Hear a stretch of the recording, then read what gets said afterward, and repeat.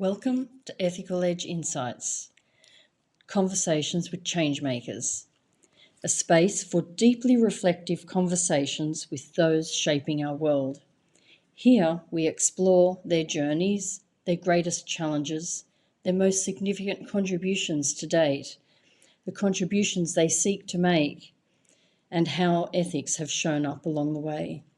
Join us as we uncover the stories that shape our shared future. So welcome, and my name is Wendy-Ann Smith, and I'm here talking with David Lane today in part of the conversation series of conversations with ChangeMakers for the magazine Ethical Edge Insights. So, I mean, David, I'm sure, has got a lot to share with us. And rather than me formally introduce him, I'm going to ask you, David, if you would like to tell us more about you and where you started. Yeah, okay. So I kind of came into coaching back in the 80s almost by accident. So at that time, I was running a service for children who were in danger of being excluded from school. But we were working not just with the children, but actually working with the school systems. So we were working with teachers, etc. So I was doing a lot of things which now I would call coaching, but back then I would not have called coaching. I would call it educational guidance, probably. So we were working with people to help them understand the situations they were in, etc. And that got quite a lot of publicity in the press. Some of it quite negative and some of it quite positive. And out of the blue, I got a phone call from head of HR at an oil company who said, "I've been reading about all these impossible children you're working with. I wonder if we might have a conversation." So I kind of thought that was a bit strange. But anyway, I said, "Yeah, I'm happy to talk."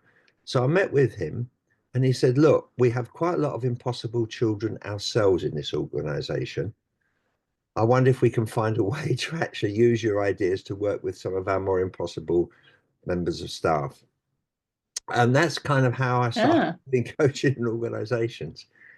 Um, and that led on to an introduction to several other energy companies.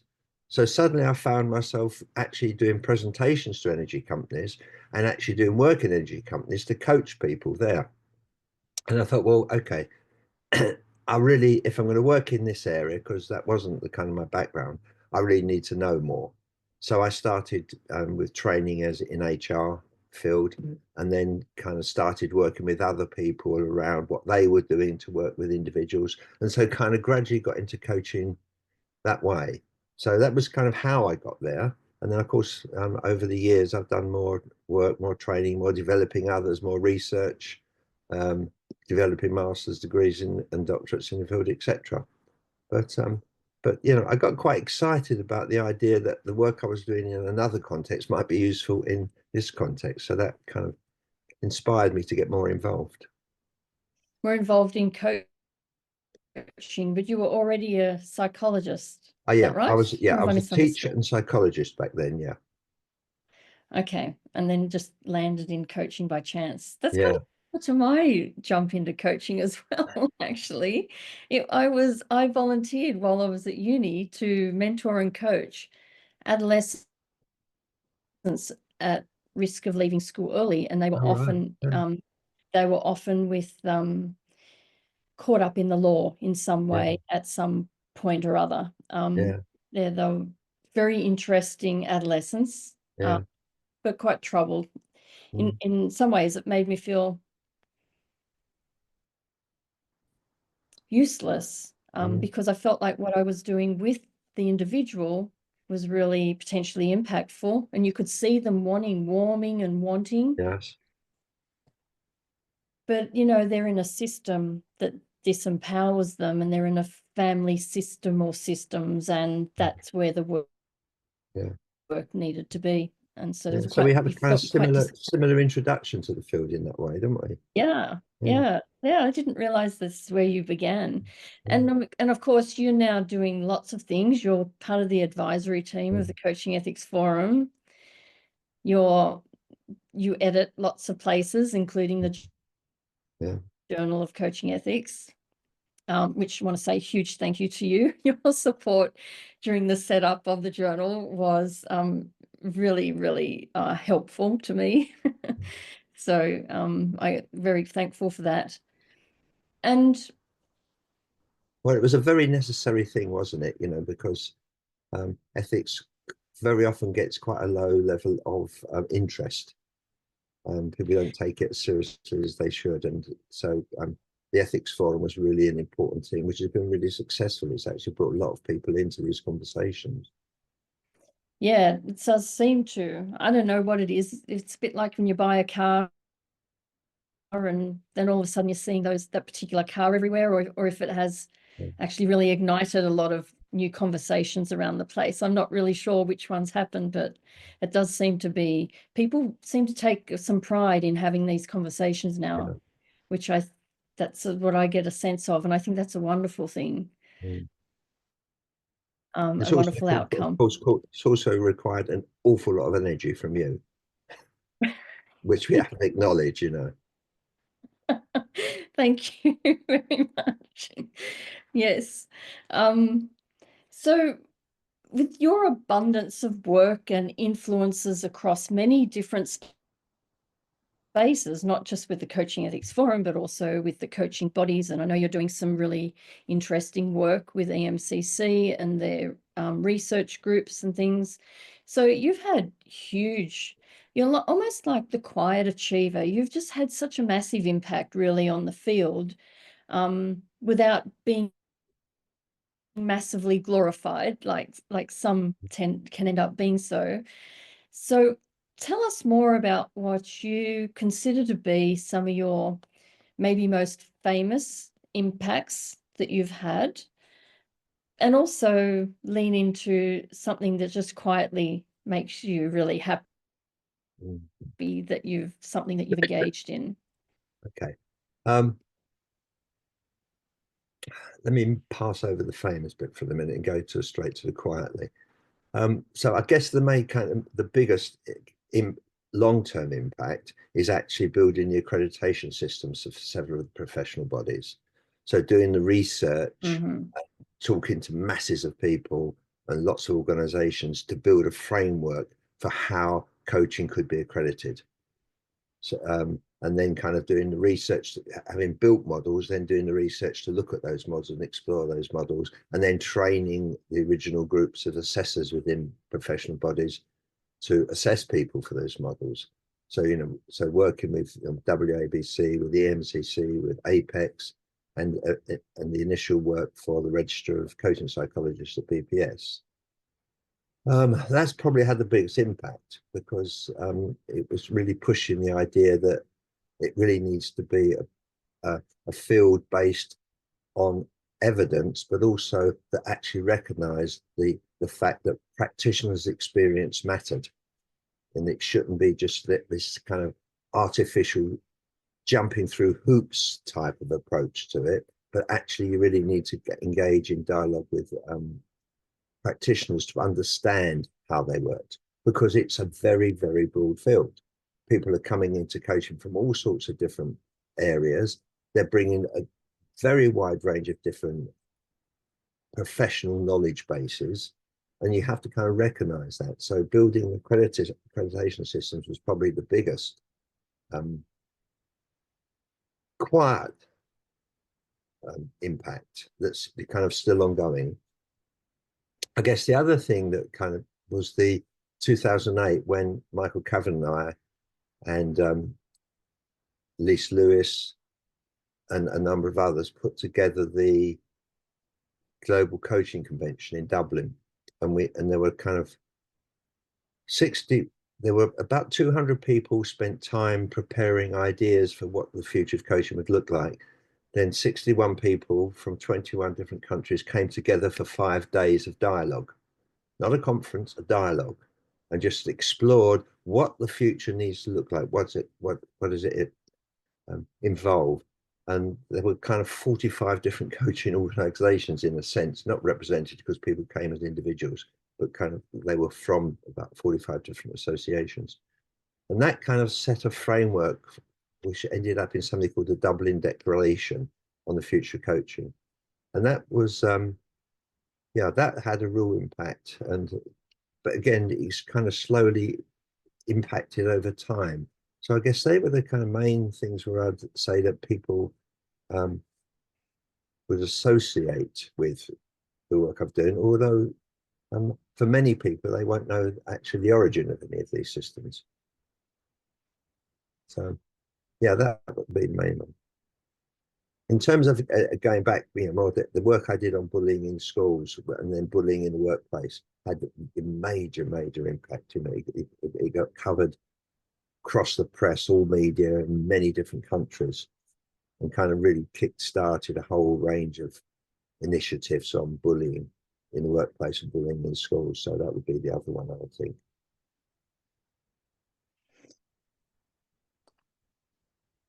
Anything in between? In between, um, so bullying was the bullying reports came out in 1988. Dublin was 2008. The work on the accreditation systems was from about 2002 onwards. And I guess currently it would be the work we're doing with the MCC on research, encouraging practitioners to do research is the current initiative, which we've had a lot of interest in. A lot of people have come to the workshops to think about how they might, act as practitioners, contribute to the research base and coaching.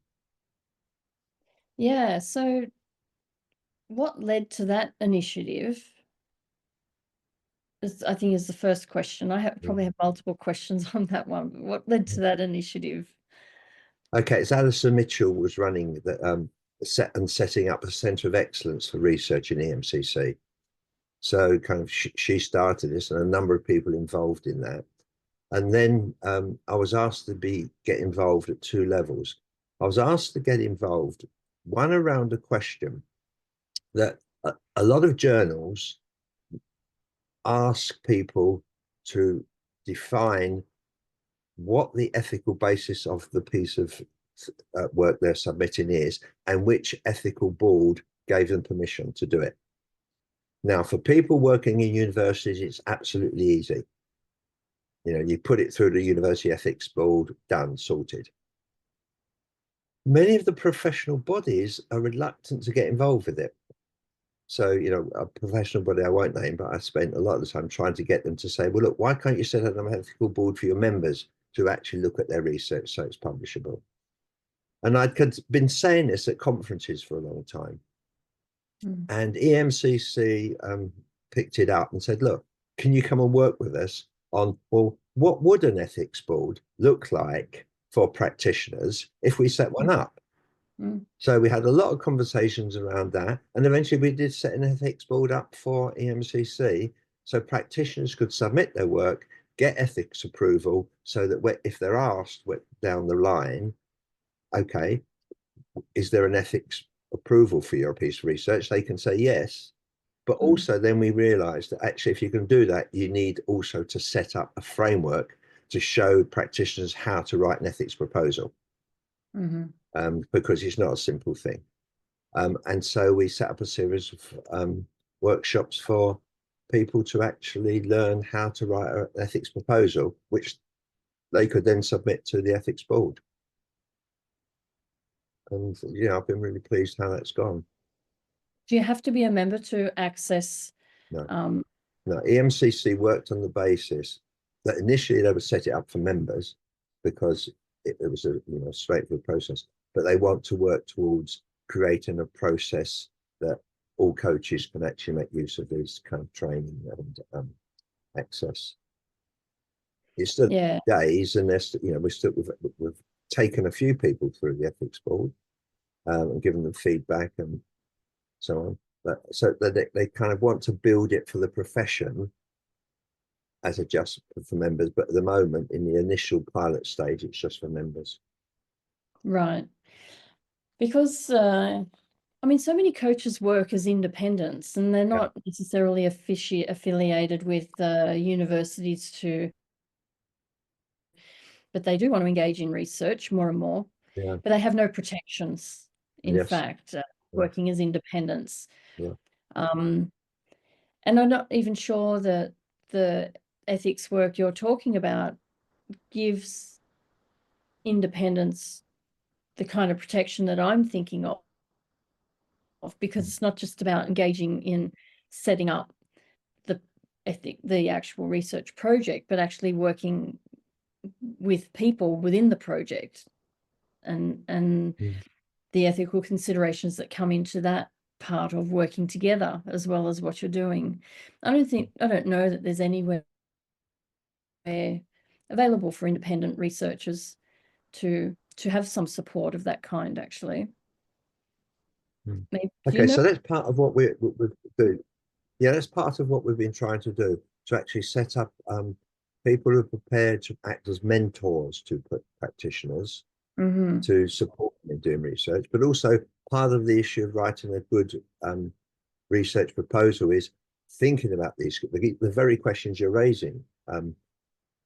What happens if there are issues arise? How are you going to support people? Who are you going to refer people on to if issues come up in terms of the practice? And the other question, of course, is people's professional indemnity insurance.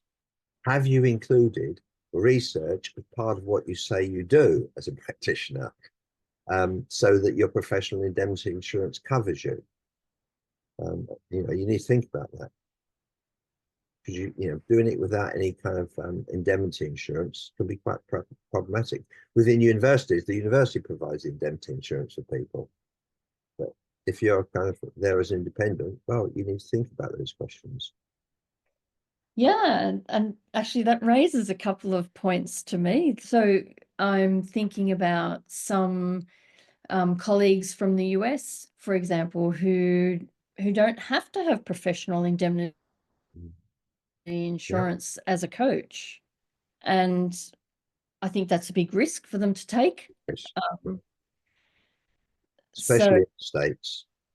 yeah, so it's quite an astounding learning of mine, actually, that they will readily not take on insurance, but it also has me thinking about then the people that they're collaborating with, and Mm, how might that show up or complicate matters, yeah, in fact. yeah. Um, and perhaps it's just that one person who's not indemnified, Mm. that it's their concern and not the rest of the teams, perhaps.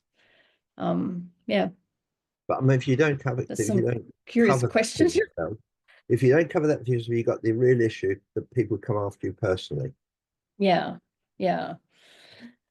So, I mean, we're just gone heavy into some legal and ethical situations. So my next question might seem a little bit off center, but, well, not off center, but right on point, and kind of maybe asking why I'm asking it. But it is about, what role does ethics play in your decision-making process? Perhaps even within, when you were working on setting up this ethical team for the reviews for research, that might be interesting as well, where what your thinking was as you were doing that. Yeah. Yeah. For me, ethics kind of sits within at least three different areas of consideration. There's the notion of an external ethical code. Okay, it sets out, here's what you do, dum, dum, dum, dum, dum, dum, dum. The musts and the must nots. And, all professional bodies have them. They came into coaching quite late, because actually, a lot of the professional bodies were in existence for a while before they set up ethical codes. So they weren't the kind of first thing that people thought about, although they tend to be earlier in their thinking. So, this external ethical code. What an external ethical code does, it says, these are the things that are expected of you. They tend to be based either in a set of kind of ethical principles from philosophy, or related to the legal situation. So, the law of contract and the law of tort or negligence. And if the ethical code kind of doesn't quite fit with those two legal positions, that they can be problematic. The other thing that kind of tends to be established by case law is that if people are working and making decisions within a framework which is generally considered appropriate by other professionals, they're not going to be in difficulty. So getting stuff wrong is not the issue. It's actually, have you made a decision based on? And the external ethical code is kind of part of that judgment you make. You can say, yes, I did this in accordance with. So it has a value, an external ethical code. But actually, as beings, we have our own ethical way of thinking. You know, the whole ethical maturity thing, or moral compass, as I call it, that was in the books you edited. That whole kind of framework. You know, actually, let's think about this, because it's not just what's in the code. It's what do I think about when I'm making decisions? What do I think about when I'm working with someone? What things seem to me to be appropriate? So that's kind of the second part of it. The third part, of course, is that actually coaching is a relational process. We are in relation with other. So what's their ethical stance, and how in working together do we understand how we're working together, and what ethical framework needs to be in place to enable that relationship. So I think about ethics in those three ways. And particularly if you're working with people from very different backgrounds, very different cultures, very different life experiences, understanding their approach to ethics alongside your own, so you can come to a shared understanding, is really important. So that's part of the kind of role ethics plays in my decision making. Primarily in the internal ethical maturity or moral compass, and the relational. The external tends to be there in the background for situations you think, this is problematic. What I need to look at an external code to deal with that. But external codes can also actually raise their own ethical issues. I'll give you an early example of that and a recent example of that. So back in the 1970s, when I was working with children who had been potential of being excluded from school, there weren't any really ethical codes around that you could relate to. And then the British Association of Behavioural Psychotherapy brought out an ethical code for the first time. And it had been around for a while, but it produced this ethical code. So we thought, well, as there are not other codes that seem to apply to the work we're doing, let's use that one. And sat down and worked with it. You know, most of it was perfectly straightforward. You know, you don't act against the interests of the clients, etc., etc. But one point of that code caused an issue for us, which is confidentiality. Because at that time, professionals never shared information with clients. Decisions were made about clients and put in a file to which the client never had access. And it seemed to us, if you're going to work with people, they needed to understand the basis on which you were making decisions about them. Mm. And you needed to empower them to actually challenge your decisions.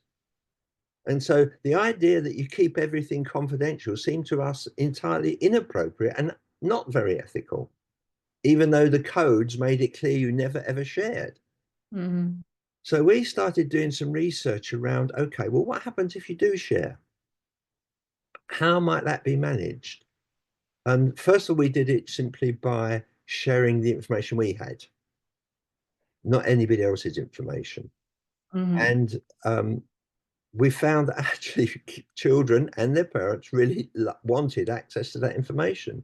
It helped them to work with us, but it also helped them to manage the systems around them. Mm. So eventually we thought, okay, this is the way to go. Mm. But then we wanted to share other people's information. So how we did it, we wrote to everybody we worked with and said, as of such and such a date, all information that we have on files, including reports you sent us, will be shared with clients. So be aware when you write a report, it is going to be shared. Now, some people simply stopped. They said, well, we won't work with you and we won't write reports. And we said, that's fine. Then we don't use your information to make decisions. But for others, what we found was people changed the way they wrote reports. People were much more careful what they put in a report. And some of the stuff that we were seeing in reports before that, which was like rumors, information that hadn't been verified, started to disappear from the reports. And we got actually much better quality reports. but we found you could use them. So that was the guy. So we actually started kind of doing that. Now that was against the codes because we were sharing that information. So we were in breach of the external code, but we felt ethically, in terms of our own position and relationally, it was a better way to go. So we started making that. Of course, eventually there was a whole campaign for freedom of information, and access to files became law, many years later. However, the current issue with that is who owns data. And, a number of organizations seem to take the view that they own all the data. Consequently, anything that happens in a coaching session is actually the information coming out there is owned by the company. And you get this challenge. Well, hold on a minute. Isn't this supposed to be a confidential process, the coaching? And they were saying, you can have confidential conversations, but any information that you come up with is owned by us and has to be shared. So, people are finding themselves in this position where they're having to negotiate 2, 3, 4, 5-way contracts with multiple people in order to decide, how do we actually manage the data that's emerging in the coaching conversation, and what is shared, what is not shared, how is it shared? Is there a way to actually share which maintains the confidential space, but nevertheless satisfies this demand for all data being available? And of course, with big data analytics, it's getting worse because the amount of information that's around on people is phenomenal. So so the kind of issue of what does confidentiality actually mean? How do you deal with it ethically is a current issue as well as one we were facing way back then. Yeah, it's certainly from a internet online space, how we deal with data is not new, Yeah, yeah, nor in written form. Just as you were sharing your story about how notes were changing, and I'm thinking, okay, well, I started having to write notes in like the early 2000s. I'm going, all of what I was taught around note yeah, taking was probably derived from all your original work. So about, just mm, you would write themes and things. You yeah, wouldn't be transcribing what people are saying or anything yeah, like this. There's no need for that, but you might note themes, or you might note any case conceptualization yeah, that you've done together. That's a mutual workup, so they know it's happening. So, yeah, the caution around note taking was really mm, evident for me yeah. when I was an intern psychologist. You And that, also got this issue that if there's a legal case, lawyers will go fishing. yeah, So they would ask for yeah, disclosure of all information. Now, so you have to be aware that actually, if something ends up in court, information could be demanded to be disclosed. And there's this kind of separation between the information you and the client have actually agreed is in a report, which you can legitimately share. But what about your own reflections on your own practice? Now, what I've argued when lawyers has come for phishing exercises that actually that's not relevant information because it's my thinking about my own practice. It's not information about this client in this case. And I've refused to share, and I've actually never actually been forced to share that information, but certainly mm, information on the client can be demanded, and therefore you need to be careful to agree with the client. Okay, what information are you keeping on a file? Bearing in mind it could be absolutely. I demanded. recall, I recall in Australia, I had a client who was a very challenging circumstance, and we had finished working together for approximately 3 weeks, and then I learnt that that person had committed who had Mm, suicided, and the strangest thing, you would wonder about what you think when that happens, and a mm, lot went through my mind. but also questioning me as the practitioner and what happened in our sessions. I mean, it was clear to me that there was such a high risk of a lot of different things, but you're kind of limited to what you could do. So anyone who's listening, you don't judge me on this scenario because it's very, very complex. But the thing was, I recognized that my notes needed to be looked at again. And that's exactly what I did. I went in and had another look at my notes and go, what have I written now? Just because I didn't know what would happen. And I wanted to just have a look and just go over in my mind, this is what we did. I've done everything I possibly could. So from a professional space, I was kind of protecting myself and also curious about what I'd written in case I was subpoenaed. I never was, and much time has passed now, so that's well off the chart. That won't happen. But yeah, you don't know when something's going to show up. No. I mean, once on one occasion, I was asked to declare, and I was not working with the client. I was the supervisor of the coach, and the lawyer started fishing, and the person somehow mentioned that they had a supervisor, so they started fishing for my notes as well. In that case, I simply refused to give notes. I said, sorry, this is not client material. It's not relevant to your case. I'm not prepared to give it. And I wasn't actually in the end challenged on it, but and then perhaps the supervisor might, they go fishing for, yeah.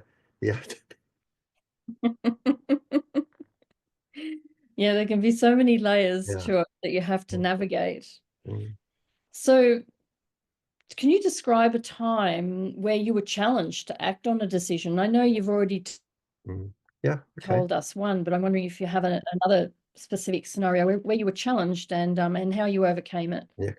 Okay. I guess the one that comes to mind is some work I was doing with a telecoms company, and we were setting up a 360-degree feedback process, but to operate from board level all the way through the organization, but with coaching attached.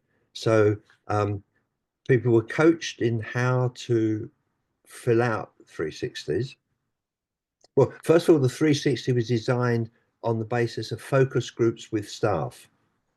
So it wasn't like an external model brought in. It was actually built around focus groups with staff. But so first people were kind of coached in how to complete feedback.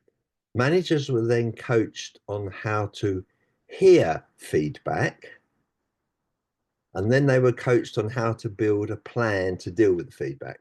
So that was the kind of coaching framework of it. But so we did the 360s across the whole organization, which obviously produced a lot of data. Some of the data was problematic in the sense it was some people were actually feeding back that some managers were quite racist and some managers were very sexist in the way they dealt with people. And so when we were presenting to the board this data, one of the directors said, okay, well, we need to know who we're talking about here. Well, clearly we'd set the thing up on the basis that all information was confidential. So the manager and the staff member, in relation to their particular stuff, could build, got the data back and could deal with it.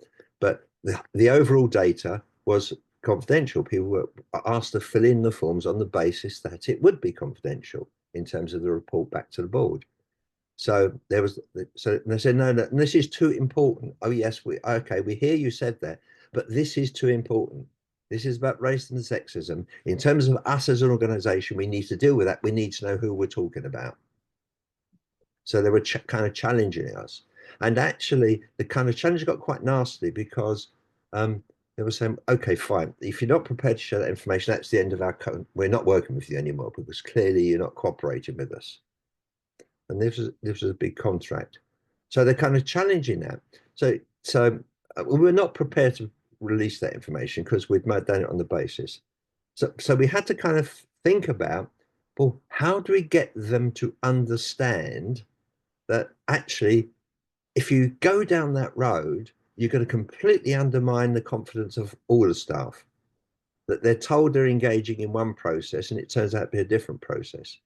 So had to be quite a lot of conversations with this particular director who was being supported by other directors, or less ferociously, that actually that's not a good ethical basis to go. So although the racism section bit was a really important thing, that is not the way to deal with it. So it was took lots and lots of conversations to get to the point where they realized, actually, if we're going to deal with this, we have to deal with it in a different way rather than breaching confidentiality. So that would be it was a difficult set of exchanges.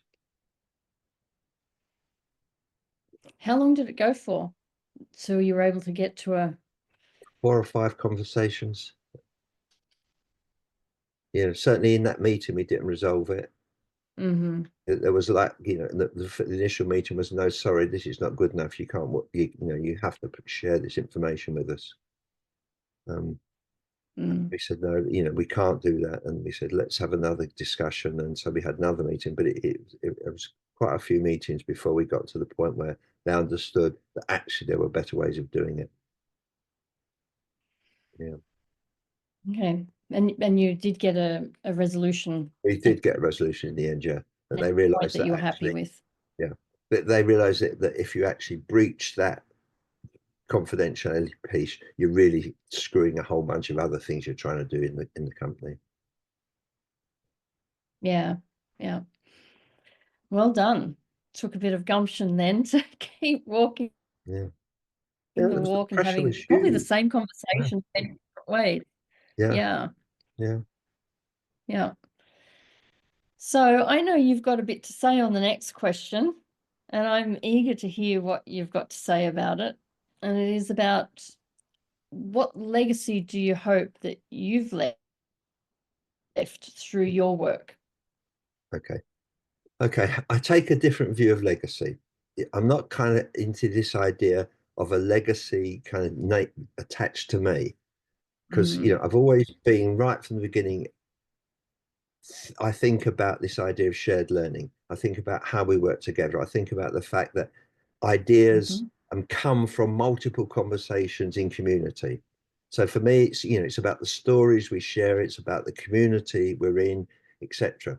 So kind of in a sense, I'm quite happy for the ideas to progress.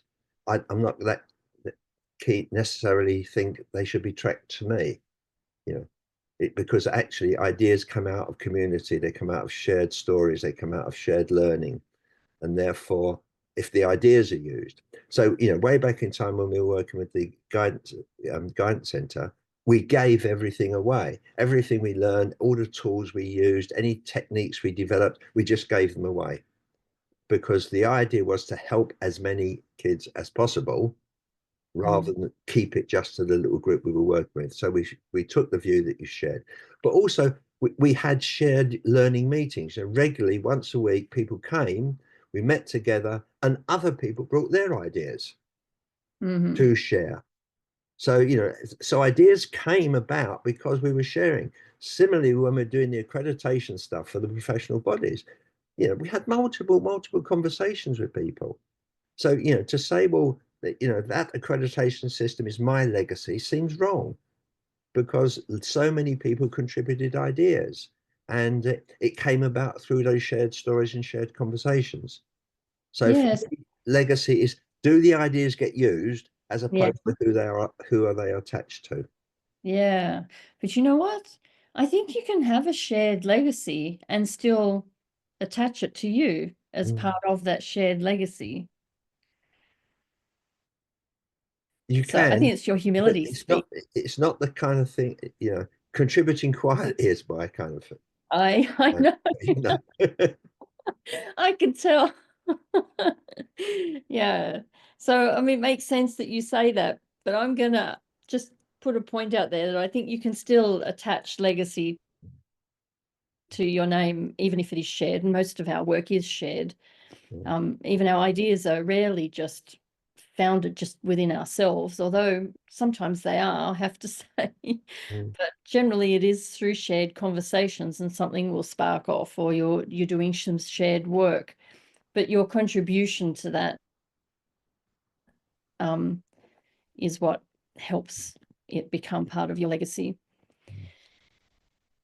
Can you hear me? Yeah. Okay. So what do you believe is the most pressing issue in your field today?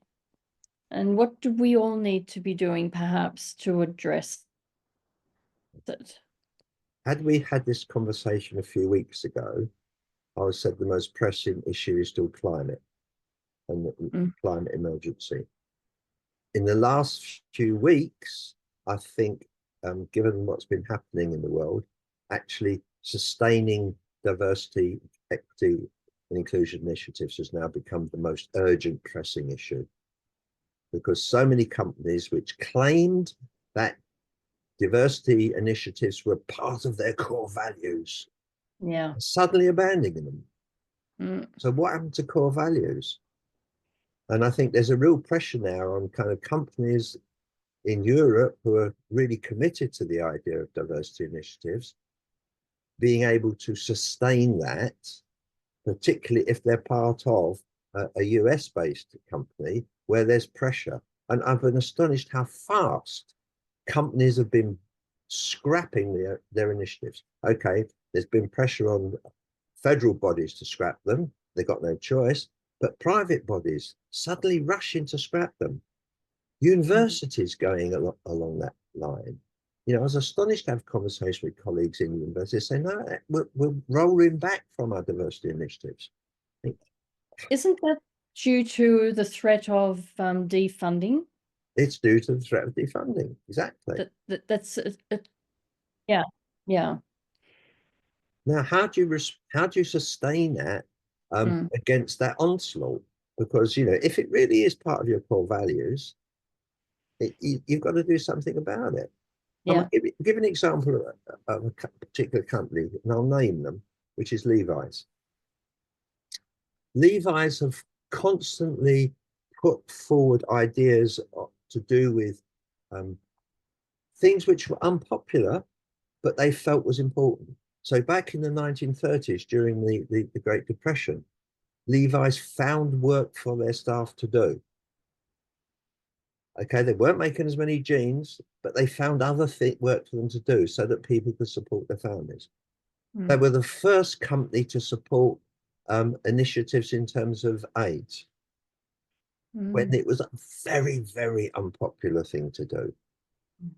They also kind of were one of the first companies to take on some well-established charities who were really not taking the whole LGBT initiatives well. And they were kind of heavily criticized for supporting those initiatives, but continue to do so. Similarly, they'd always made their jeans in America, but when the kind of market just changed and they started having to use suppliers elsewhere, and like a lot of companies, they found out that some of their suppliers were not working all that ethically. Now, the response from many companies was just to change suppliers. But what they did was talk to the employees of that, I suppose, who said, look, we can't feed our families without this. So what they did was work with those companies to change the practice and also set up things like bursaries for children for education, etc., etc. So they didn't just run away from it to protect their reputation. They actually did work to do it. And I think this is kind of some of the ways how are we going to help organizations to sustain initiatives against pressure from elsewhere? What can you do? How can you do it differently? What might you be able to do? And certainly a number of European companies are beginning to think, how do we sustain these initiatives in spite of these onslaughts? So I guess that's the most pressing issue I can see at the moment. As I say, 3 weeks ago, I would have said climate is still a pressing issue, which is a pressing issue, of course, but this one's immediate. It has me wonder. So if they are struggling to hold the line in relation to their values because of all these external pressures of different kinds, then as an entity in and of itself, it seems it's really difficult for them. So where are they going to go so they can feel like they're building a unity of one of many, so Yeah, as they feel stronger in their walk towards what they believe is yeah. appropriate and right for them? I'm not sure how they do that. Maybe we need to get them into the Coaching Ethics Forum for a few open-ended conversations. Yeah.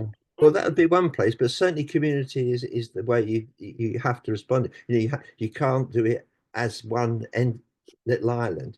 You sometimes talk about this idea of um, little islands of concern, and actually, it's only when you begin to bring things together, so it goes beyond a single little island of concern into a shared position, that you can deal with it. And so, companies coming together to share, the same as we did in the early days of coaching. Companies didn't understand coaching, etc. So bringing companies together to think about, well, what coaching might look like for them, how might it be useful, what Mhm. sort of issues might it tackle. And it was in those conversations in community that you build shared concerns and then can act together.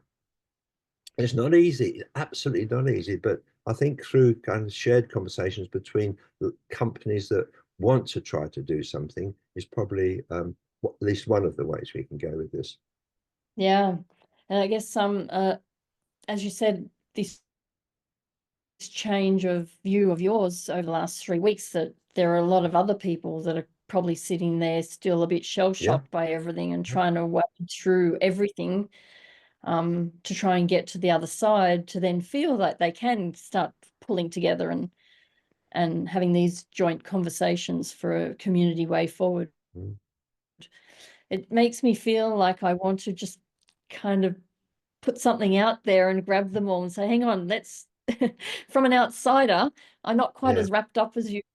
And I think we can do this, and just pull them in so they can start gaining a different perspective, because they're trying to combat yes, many things at once, on many different levels of life, not mm, just professional world. Yeah, yeah. incredibly difficult. So, well, they're my thoughts about what we can do about it. I'm not sure if I can actually do anything, but this would be great if somehow some conversations could be brought together, Yeah, starting conversations is a good place. rather than people sitting on it. Yeah, Pardon? starting conversations is a good place. Yeah, yeah, yeah. Well, David, I've enjoyed our conversation. Me too.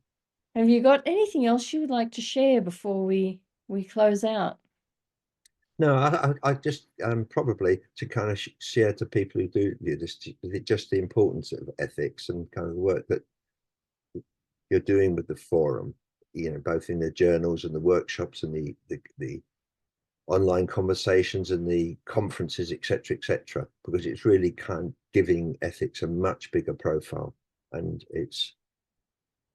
I used to kind of say, if you go to a conference and there's a session on ethics happening somewhere in the conference, it will be the least well attended event within a conference. Well, actually, you're working to ensure that actually ethics is not the least well attended. It's actually given a high priority and is central. So, you know, thank you for that. Well, thank you. Yeah, I'm appreciating the change. I'm also appreciating when I hear places like ICF having an uptick over the last couple of years of ethical inquiries. And I think this is a wonderful outcome, that people are thinking to inquire and are reaching out to do that, and to do so and have the conversations that they need to have. So I think this is a really wonderful outcome of all the work that we've been doing at the forum. So thank you, David, very much. Thank Um, you, Wendy-Ann. I always enjoy getting on an official call with you, because you always come nicely dressed with a tie. I know when we launched the ethical case handbook, the case study handbook, you did the same, and you came in, and it was a really fun launch too. It was one of Yeah. the best launches I've been a part of. So thank you so much. And I've enjoyed the talk today, and I hope everyone else enjoys our talk and can take some important information away from David, who's got so much to share from such a incredible history in our profession. both psychological and coaching. So thank you very much, David. Thank you.